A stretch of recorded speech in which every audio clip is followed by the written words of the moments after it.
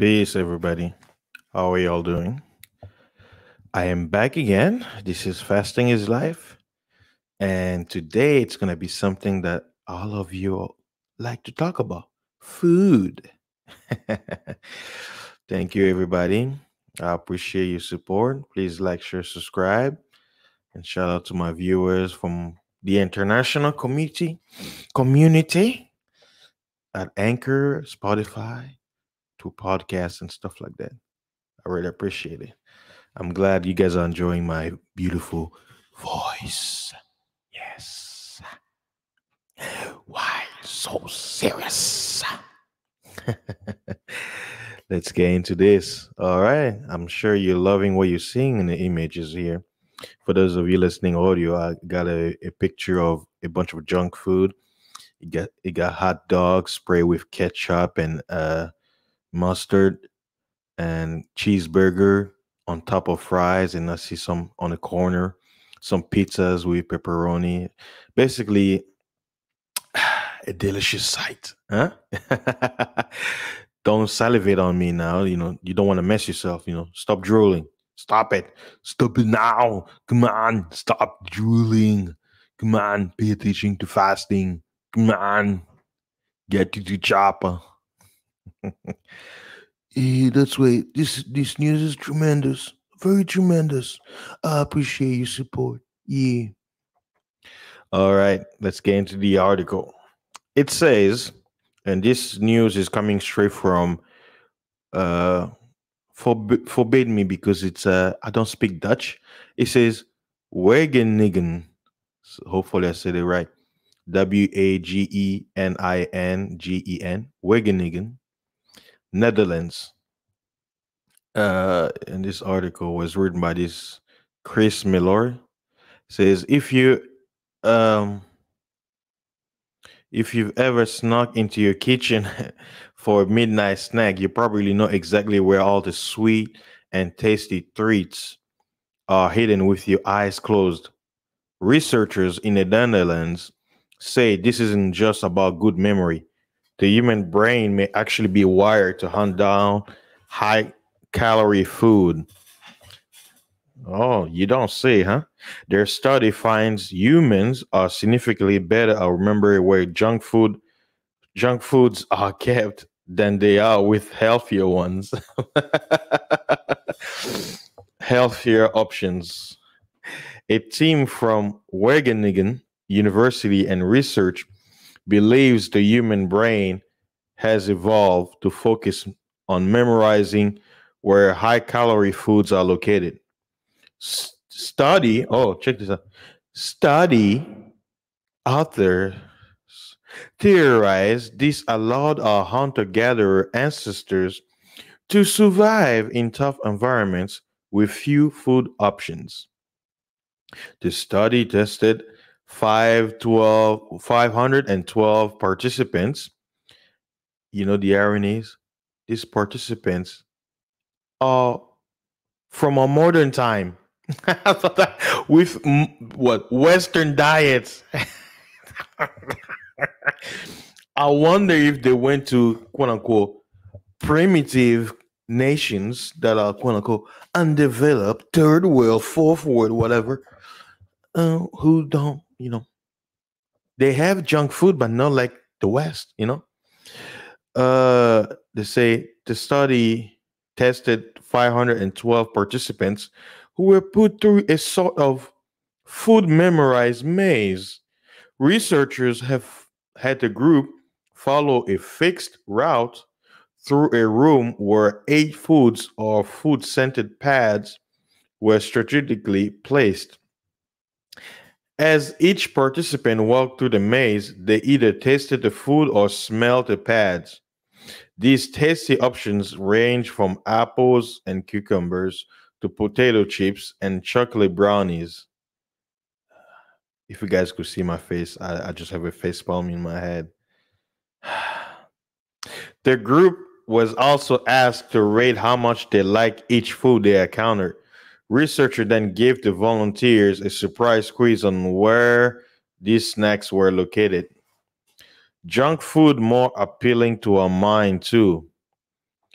The results revealed the group was 27% more accurate at picking the right locations of high calorie foods than low calorie options.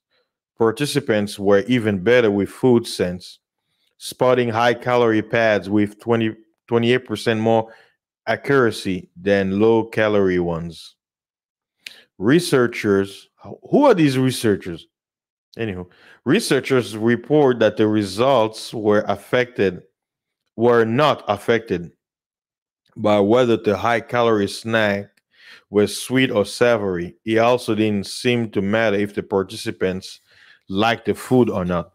Overall, people were 2.5 times or 243% better at memorizing where actual food was compared to food scent pads.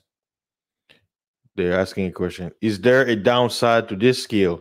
While let me see. While this ability likely served humans well in the distant past, the study suggests it could lead to problems today. Researchers hint that the memory bias towards high calorie foods can create dieting issues for many people. They add that brain which can resist the urge to hunt down sweeter snacks will likely avoid these dieting problems. Researchers are now looking at how the high calorie memories bias affects present day eating habits. The study appears in scientific reports. There you have it, guys. But on my channel, you notice my channel is called Fasting is Life. Well, in my channel, you can find a lot of videos that I've done previously promoting strategies, health, herbs, and stuff like that. Here's the thing, people. If you do your research, you already know the addicting stuff in our food, especially if it's not made by nature or come from animals. And now, if you're not hunting your animal from the forest, that animal you are likely buying, unless you're buying it from a farmer who doesn't use any chemical, any quote unquote alchemy, witchcraft, then you're probably eating something that's been quote unquote poison. And that's the whole thing. It's about money. People back in the day, they ate because their body needed nutrients. They didn't eat for leisure.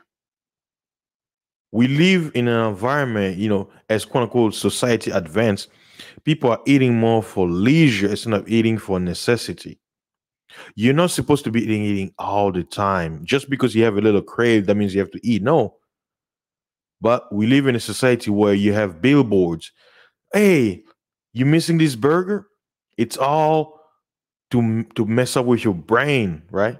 What's the saying? If you don't see food, you won't think about eating, right? Well, if these people already, care, quote unquote, society care about people's health, why do they allow marketers to put billboards of food or restaurants all over the city?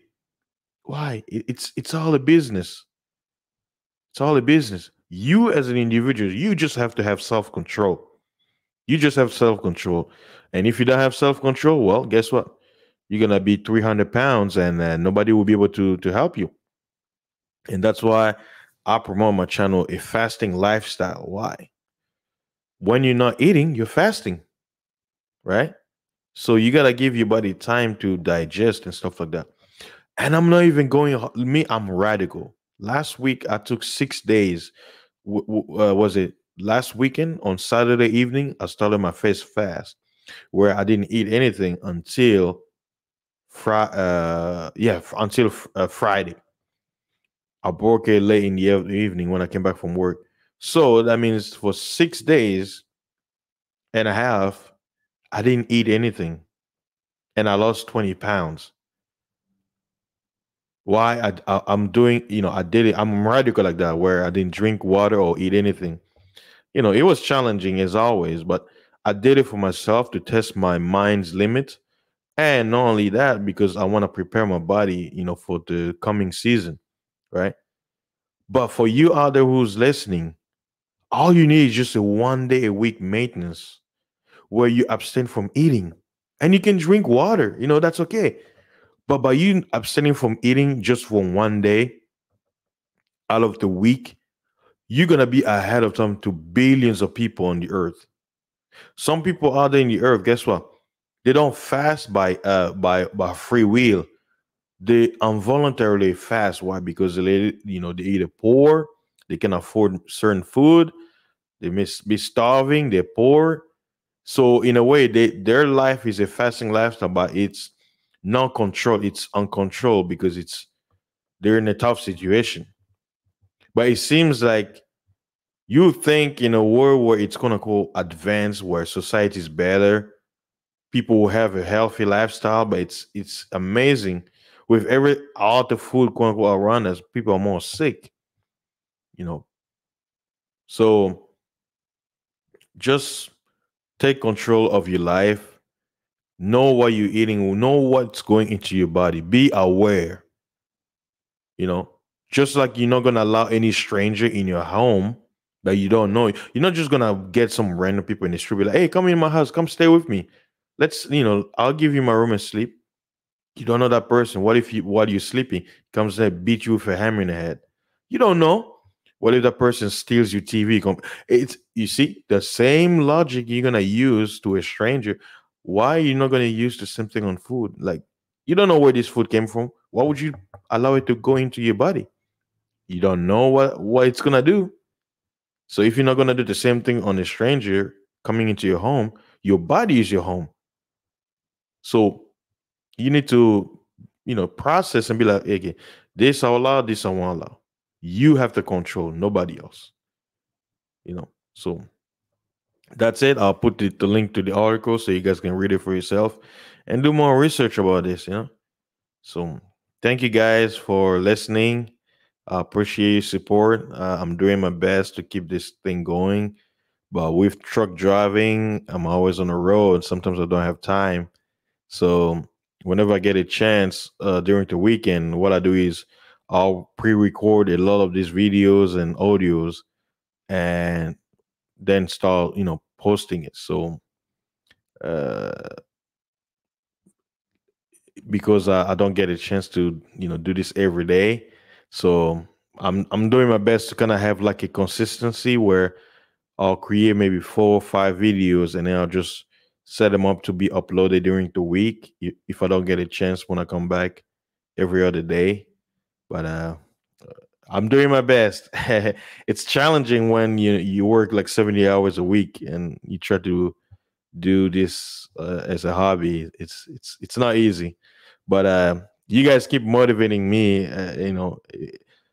Based on the views and people watching, that means hey, it's rewarding in the end as long as people get this message, because you're not gonna hear certain things I'm talking here. Some mainstream news media won't mention it, so I'm doing my best to get news that you probably didn't hear and get you exposed to it. So I appreciate your support, guys. Stay tuned for more news, and I'll see you on the next one. Peace.